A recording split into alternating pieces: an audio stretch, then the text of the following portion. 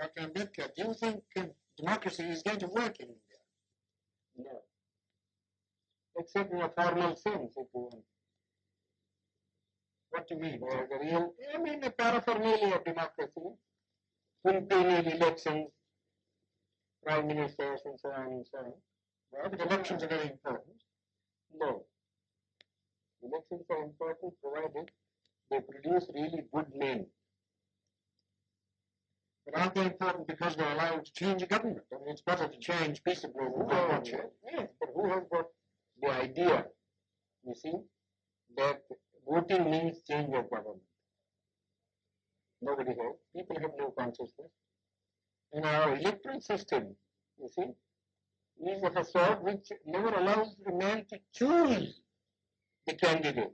Now, for instance, the Congress went and say, vote for what? Vote for Bullock.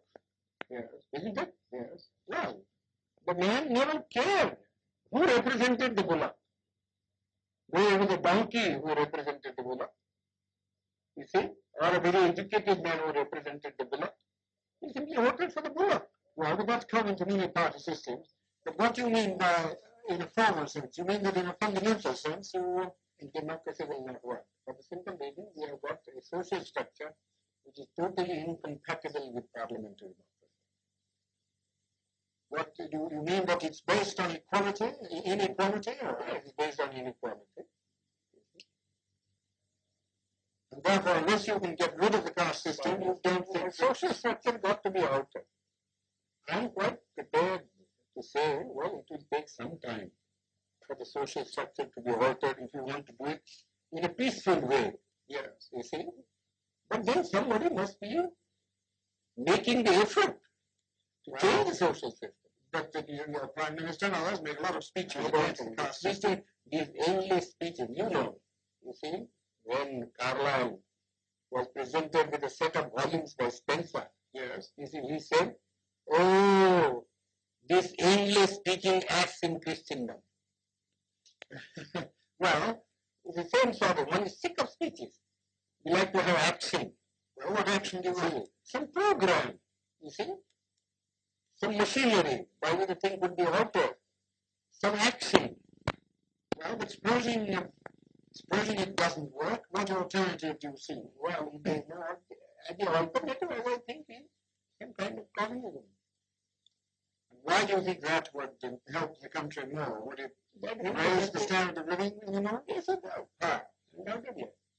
I mean, who cares really for this election business? People want food, people want their material needs to be satisfied. In democracy, in America, yes, I agree. You see, the democracy works, and I don't think there ever would be communism in America. I've just come from that country. I was invited to give a degree, take a degree. That's because each American earns so much. Well, you can begin to do that here too. Well, how can you begin? They say we have no land. You see, our rainfall is so short. Our forests have been denuded. You see, what can we do? Well, unless you tackle these problems.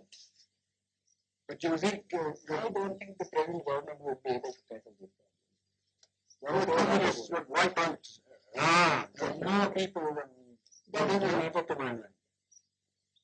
you mean the remainder you think would be better Yeah, off? we always do that sort of thing,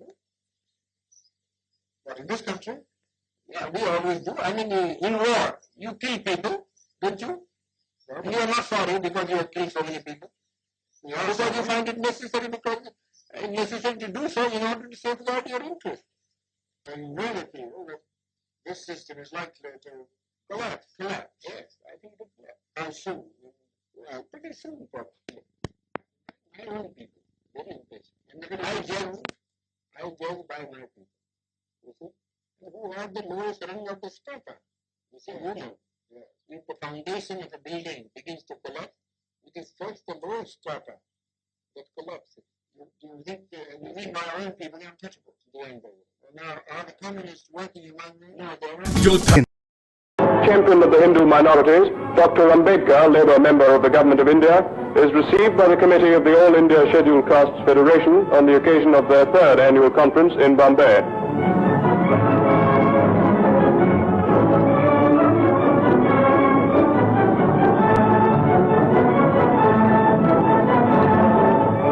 India's future constitution is a matter of interest to both men and women. Mrs. Sivaraj, wife of the conference president, stressed the need for more welfare workers throughout the country. Rao Bahadur Sivaraj, conference president, outlined the problems of the community.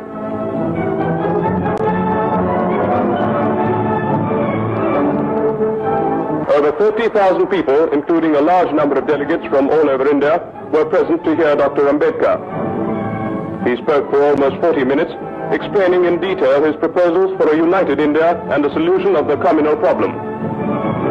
Ultimate goal is concerned, I think none of us need have any apprehensions. None of us need have any doubt. But my fear, which I must express clearly, is this. Our difficulty, as I said, is not about the ultimate future. Our difficulty is how to make the heterogeneous mess that we have today take a decision in common and march in a cooperative way on that road which is bound to lead us to unity. Our difficulty is not with regard to the ultimate. Our difficulty is with regard to the beginning. Mr. Chairman, therefore, I should have thought that in order to make a start, in order to induce every party, every section in this country, it would be the act of greatest statesmanship for the majority party even to make a concession to the prejudices of people who are not prepared to march together. And it is for that I propose to make this appeal. Let us leave aside slogans. Let us leave aside words which frighten people. Let us even make concession to the prejudices of our opponents. Bring them in so that they may willingly join with us on marching upon that road, which, as I said, if we walk long enough, must necessarily lead us to.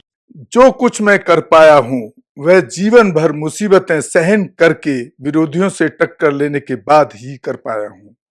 जिस कारवां को आप यहां देख रहे हैं उसे मैं अनेक कठिनाइयों से यहां ले आ पाया हूं। अनेक अवरोध जो इसके मार्ग में आ सकते हैं आते रहे के बावजूद इस कारवां को बढ़ते रहना है। अगर मेरे अनुयायी इसे आगे ले जाने में असमर्थ रहें तो उन्हें इसे यहीं पर छोड़ देना चाहिए जहां पर यह अब है, पर किन्हीं भी परिस्थितियों में इसे पीछे नहीं हटने देना है। मेरी जनता के लिए मेरा यही संदेश है। तो साथियों, अगर आप आज की स्थिति देखें, बाबा साहब के संविधान लागू होने के बाद आपको बहुत सारे चीजों में आपको राइट्स दिए गए, नौकरी में रिजर्वेशन मिला, इंडस्ट्रियल प्लॉटों में भी रिजर्वेशन मिला, बहुत सारे सुविधाएं मिली बाबा साहब के संविधान के बाद। अगर हम बाबा साहब के इस कोट को आज अगर हम एनालिसिस करते हैं, उस पर विचार करते हैं, तो हम कहीं ना कहीं ये पाते हैं कि हम बहुत जो बाबा साहब की जो ये लड़ाई थी उसको हम वहां भी नहीं छोड़ पा रहे और बल्कि पीछे ले जाते हुए दिखते हैं।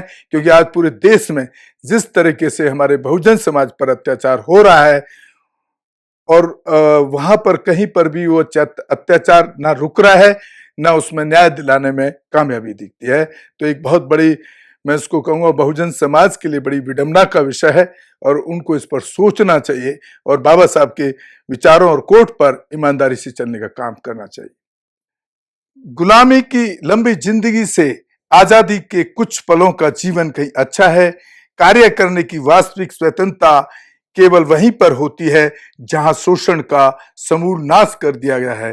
जहां एक वर्ग द्वारा विशेष वर्ग पर अत्याचार नहीं किया जाता, जहां बेरोजगारी नहीं है, जहां गरीबी नहीं है, जहां किसी व्यक्ति को अपने धंधे के हाथ से निकल जाने का भय नहीं है, अपने कार्यों के परिणाम स्वरूप जहां व्यक्ति अपने धंधे की हानि, घर की हानि तथा रोजी रोटी की हानि के भय से मुक्त है।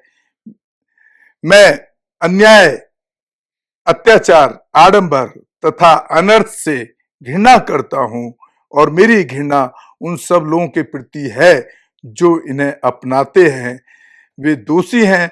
मैं अपने आलोचकों को यह बताना चाहता हूं कि मैं अपने इन भावों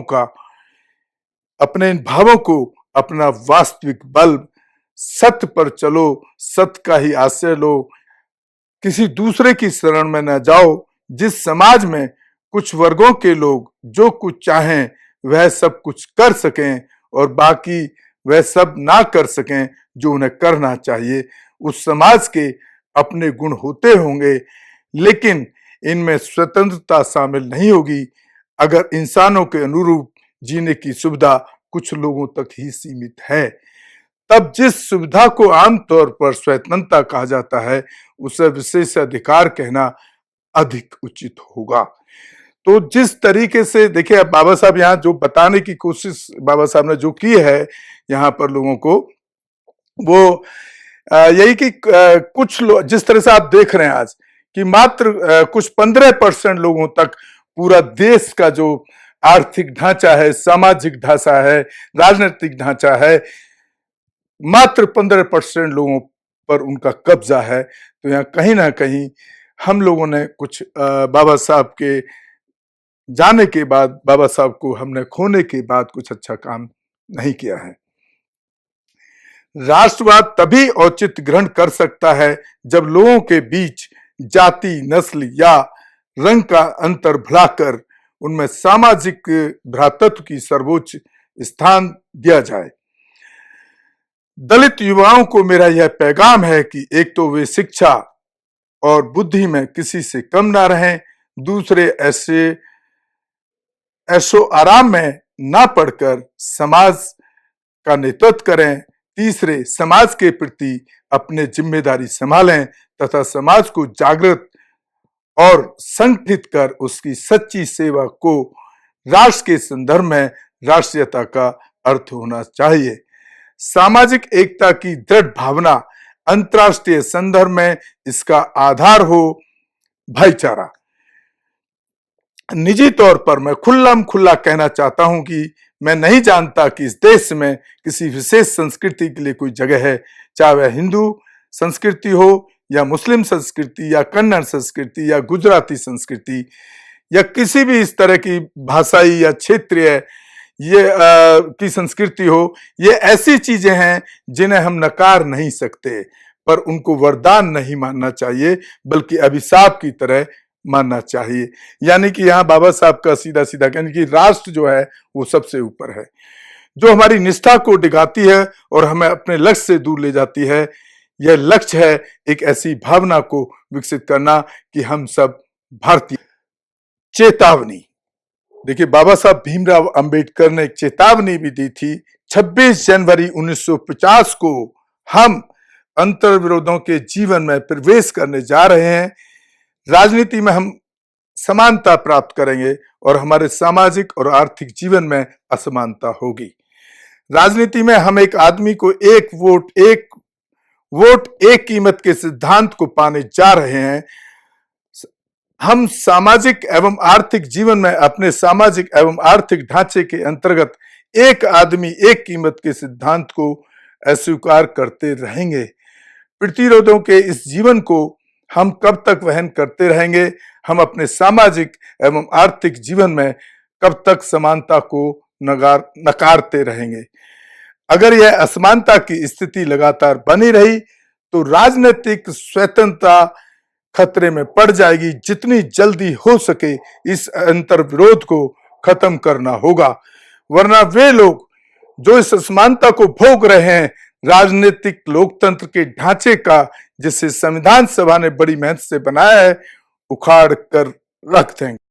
राष्ट्रवाद तभी औचित्य ग्रहण कर सकता है जब लोगों के बीच जाति, नस्ल या रंग का अंतर भुलाकर उसमें सामाजिक भ्रातृत्व को सर्वोच्च स्थान दिया जाए। मानवता के इतिहास में राष्ट्रीयता एक बहुत बड़ी शक्ति रही है। ये एकत्व की भावना है, किसी वर्ग विशेष के संबंधित होना नहीं। स्वतंत्रता को किसी महान व्यक्ति के आगे समर्पित नहीं करना चाहिए। भक्ति या वीर पूजा पतन, और यदि व्यक्ति का प्रेम तथा घृणा प्रबल नहीं है तो यह ऐसा नहीं कर सकता कि वह अपने युग पर कोई प्रभाव छोड़ सकेगा और ऐसी सहायता प्रदान कर सकेगा जो महान सिद्धांतों तथा संघर्ष की अपेक्षा लक्ष्यों के लिए उचित हो। मैं अन्याय, अत्याचार, आडंबर तथा अनर्थ से घृणा करता हूं और मेरी घृणा उन सब लोगों के प्रति है जो उन्हें अपनाते हैं। वे दोषी हैं। मैं अपने आलोचकों को यह बताना चाहता हूं कि मैं अपने इन भावों को वास्तविक बल व शक्ति मानता हूं। वे केवल उस प्रेम की अभिव्यक्ति हैं जो मैं उन लक्ष्यों व उद्देश्यों के लिए प्रकट करता हूं जिनके प्रति मेरा विश्वास है। यदि हम उस कठोर और क्रूर मानवीय व्यवहार की दुखद कहानी को अलग कर दें जिसे भारत के उच्च वर्गों ने जनता को प्रदान किया है, तो सच्चाई उनकी ओर है, क्योंकि प्रत्येक देश में ऐसे पद दलित समुदाय हैं जो सामाजिक दमन और राजनीतिक अन्याय से पीड़ित हैं, और फिर भी ऐसा कोई देश नहीं है कि यह सब राजनीतिक शक्ति के बिना ऐसा हुआ हो। परंतु ऐसे व्यक्ति जो इस तर्क का प्रयोग करते हैं या भूल जाते हैं कि यदि अन्य देश तथा निग्रो लोगों के साथ अमेरिका तथा हितास के साथ जापान सर्वप्रथम सामाजिक असमानता को दूर किए बिना इस राजनीतिक सत्ता को अपने हाथ में लिए हुए हैं, इसका कारण यह है कि उनके हाथ में सैन्य शक्ति है। मानना भूल होगी कि 1857 के गदर में परिलक्षित अकुशलता के कारण ईस्ट इंडिया कंपनी समाप्त कर दी गई। इसके विपरीत वास्तव में गदर की घटना के पूर्व सम्राट भारत सरकार का कार्यभार ग्रहण करने के बारे में बातचीत चलती रही थी। 1857 में क्रीमियन युद्ध में अपनी सफलता के परिणाम स्वरूप लॉर्ड पाल्मस्टन भारी बहुमत से सत्ता में आए और उन्होंने तुरंत कंपनी के निदेशकों को कंपनी की समाप्ति के लिए एक विधेयक लाने तथा सम्राट द्वारा सीधे भारत सरकार की पूर्ण अवधारणा के प्रस्ताव की अधिसूचना से सबको आश्चर्यचकित कर दिया था। सभी मनुष्य एक ही मिट्टी के बने हुए हैं, उन्हें अधिकार भी है कि अपने साथ अच्छे व्यवहार की मांग करें। दिया गया है तीसरा, यह समुदाय है जिसका मानवेतर अस्तित्व है और जिसके छूने भर से छूत लग जाती है। सनातन धर्मांध हिंदू के लिए यह बुद्धि से बाहर की बात है कि छुआछूत में कोई दोष है। इसके लिए सामान्य और स्वाभाविक बात है। वह इसके लिए किसी प्रकार के पश्चाताप और स्पष्टीकरण की मांग नहीं करता। आधुनिक हिंदू छुआछूत को कलंक तो समझता है, लेकिन सबके सामने चर्चा करने में उसे लज्जा आती है, शायद इससे कि हिंदू सभ्यता विदेशियों के सामने बदनाम हो जाएगी कि इसमें दोषपूर्ण एवं कलंकित प्रणाली या संहिता जिसकी साक्षी छुआछूत है। तो देखिए, बाबा साहब यहाँ बता रहे हैं कि हिंदू जो लोग हैं, जो उनके खास तौर से जो अपर कास्ट सेक्शन है, ऊंची जाति के लोग जो अपने आप को मानते हैं, वो कभी भी उन्होंने ये स्वीकार नहीं किया कि हिंदू धर्म के अंदर कमियां हैं, क्योंकि उनकी बेइज्जती हो जाती दूसरे कंट्रियों के सामने, दूसरे जो विदेशी लोग थे, अंग्रेज थे, उनके सामने।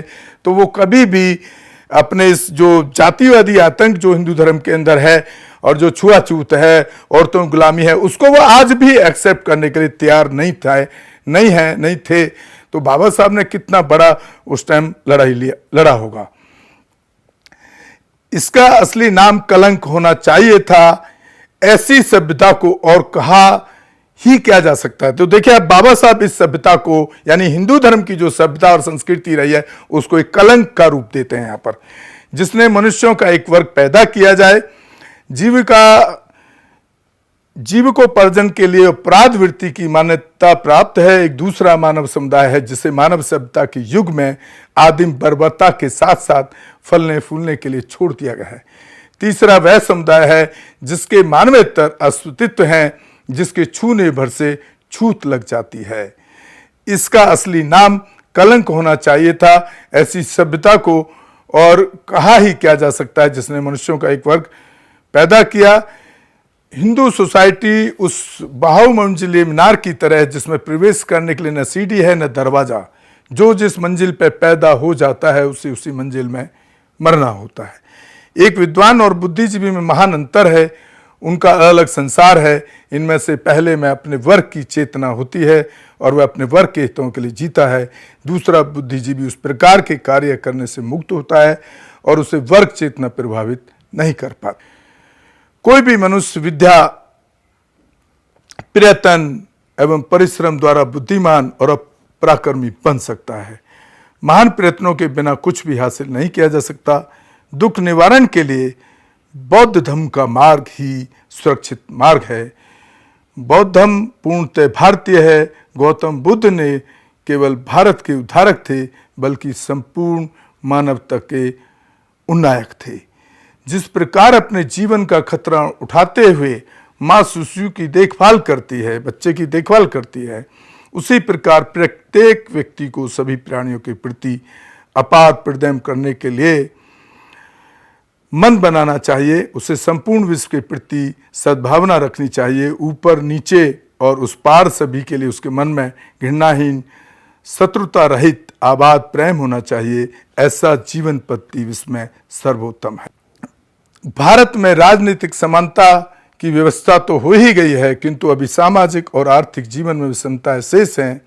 इस विसंगति को शीघ्र दूर किया जाए या फिर से जो लोग सताए हुए हैं राजनीतिक लोकतंत्र की धज्जियां उड़ा देंगे। बुद्धिजीवी वर्ग वह है जो दूरदर्शी होता है, सलाह दे सकता है और नेतृत्व प्रदान कर सकता है। किसी भी देश के अधिकांश जनता विचारशील एवं क्रियाशील जीवन व्यतीत नहीं करती। ऐसे लोग प्राय बुद्धिजीवी वर्ग का अनुकरण और अनुगमन करते हैं। यह कहने में कोई अतिशयोक्ति नहीं होगी कि किसी देश का संपूर्ण भविष्य उसके बुद्धिजीवी वर्ग पर निर्भर होता है। यदि बुद्धिजीवी वर्ग ईमानदार, स्वतंत्रता और निष्पक्ष है, स्वतंत्र है, तो उस पर यह भरोसा किया जा सकता है कि संकट की घड़ी में वह पहल करेगा और उचित नेतृत्व प्रदान करेगा। यह ठीक है, प्रज्ञा अपने आप में कोई गुण नहीं है, वे केवल साधन है और साधन का प्रयोग इस लक्ष्य पर निर्भर है जिसे एक बुद्धिमान व्यक्ति प्राप्त करने का प्रयत्न करता है। बुद्धिमान व्यक्ति भला हो सकता है, लेकिन साथ ही वह दुष्ट भी हो सकता है। उसी प्रकार बुद्धिजीवी वर्ग विचार वाले व्यक्तियों का एक दल हो सकता है जो सहायता करने के लिए तैयार रहता है और पथभ्रष्ट लोगों को सही रास्ते पर लाने के लिए तैयार रहता है। सत्य पर चलो, सत्य का ही आश्रय लो, किसी दूसरे की शरण में ना जाओ। मानवता के इतिहास में राष्ट्रीयता एक बहुत बड़ी शक्ति रही है। ये एकत्व की भावना है, किसी वर्ग विशेष से संबंधित होना नहीं। अस्पृश्यता की जड़ तो जात पात है और जात पात का मूल है वर्णाश्रम, जो ब्राह्मणवाद की। तो ये चेतावनी जो बाबा साहब ने जब संविधान लागू हो गया उस टाइम जो चेतावनी हमारे देश के लोगों को, हमारे राष्ट्र के लोगों को, सभी भारतीय लोगों को एक चेतावनी दी कि अगर आपने सामाजिक विषमताओं को और आर्थिक विषमताओं को खत्म नहीं किया तो एक ना एक दिन आपको वही लोग आपकी राजनीति को भी उखाड़ कर फेंक देंगे। माता पिता ने जो मेरे लिए त्याग और शिक्षा में मार्गदर्शन किया है उसके प्रति आभार एवं स्मृति स्वरूप सादर समर्पित है। तो साथियों, ये पूरा जो बाबा साहब के कोट हमने आपके सामने प्रेजेंट किए, अभी मैं उम्मीद करता हूँ कि आप इससे कुछ सीख लेंगे और आपको जाने के टाइम, विदा लेने के टाइम आपसे अपील करना चाहता हूँ कि आप बहुजन दस्तक चैनल को ज़्यादा से ज़्यादा शेयर और सब्सक्राइब करें, ताकि हम अपने बहुजन महापुरुषों और हमारे राष्ट्र के महापुरुषों के इतिहास को, उनके कोट्स को, उनके विचारों को आप तक पहुंचा पाएं। और दूसरा हमारा जो मेन एक फोकस रहता है बहुजन समाज या किसी भी महिलाओं पर किसी भी तरह का सिर्फ जातिवादी अगर शोषण हो तो आप बहुजन दस्तक के नंबर चैनल पर दिए हुए हैं, आप वहां पर ज़रूर कॉल करें और हो सके तो आर्थिक सहयोग भी करें, क्योंकि हम इसके अलावा कोई बिजनेस या दूसरा कोई जॉब या नौकरी नहीं करते हैं। और हमारे अभी चैनल से भी हमें कोई अभी पैसा नहीं आता है, क्योंकि हमारे लोग अच्छी चीज़ों को शायद देखना बहुत ज़्यादा पसंद नहीं करते हैं। और 5 साल में इसीलिए हमारा चैनल कोई बहुत बड़े लेवल पे यूट्यूब और चैनलों की तरह नहीं जा पा रहा है। तो साथियों, इसी के साथ मैं विदा लेता हूँ। जय भीम, जय भारत, जय संविधान, नमो बुद्धाय। बहुजन दस्तक से गौतम रत्ना। हमारे चैनल बहुजन दस्तक को लाइक, शेयर, सब्सक्राइब देखना मत भूलिएगा। जय भीम, जय भारत, जय संविधान, नमो बुद्धाय। धन्यवाद। चैनल आर्थिक समस्या से गुजर रहा है। अगर आप बहुजन समाज में बाबा साहेब अम्बेडकर और तथागत बुद्ध की विचारधारा को अधिक से अधिक लोगों तक पहुंचाना चाहते हैं तो हमें आर्थिक सहयोग प्रदान करें, ताकि हम अपने चैनल के माध्यम से देश विदेश में समता, बंधुता, एकता और संवैधानिक अधिकारों को ज्यादा से ज्यादा लोगों तक पहुंचा सकें। आप अपनी सहायता राशि नीचे लिखे खाते में जमा करा सकते हैं। खाता धारक गौतम रत्ना, खाता संख्या 3169576865 IFSC कोड SBIN 0060336, बैंक भारतीय स्टेट बैंक। आप हमारे बैंक खाते का विवरण स्क्रीन पर भी देख सकते हैं। जय भीम, जय भीम। मैं गौतम रत्ना आपका बहुजन फिल्म प्रोडक्शन में स्वागत करता हूं। और आप हमारे प्रोडक्शन हाउस के अंदर अपना कैरियर बना सकते हैं as a film director, as a producer and actor and actress and editor and cinematographer also. और अगर आपको फिल्म से रिलेटेड कुछ भी प्रोजेक्ट आपको बनवाना है तो हमारे पास में पूरा सेटअप है, जिसमें फिल्म कैमरा है, शूटिंग लाइट्स है और एडिटिंग है। सारा A to Z एक ही जगह पर आपको हमारे यहाँ पर मिल जाएगा। तो दोस्तों, आप हमें कांटेक्ट कर सकते हैं हमारे नंबर्स पर 9810085714 और 8510005714। हमारे वेबसाइट पे विजिट कर सकते हैं www.filmserviceindia.com और हमें मेल भी कर सकते हैं gautamfilmsproduction@gmail.com पर। धन्यवाद।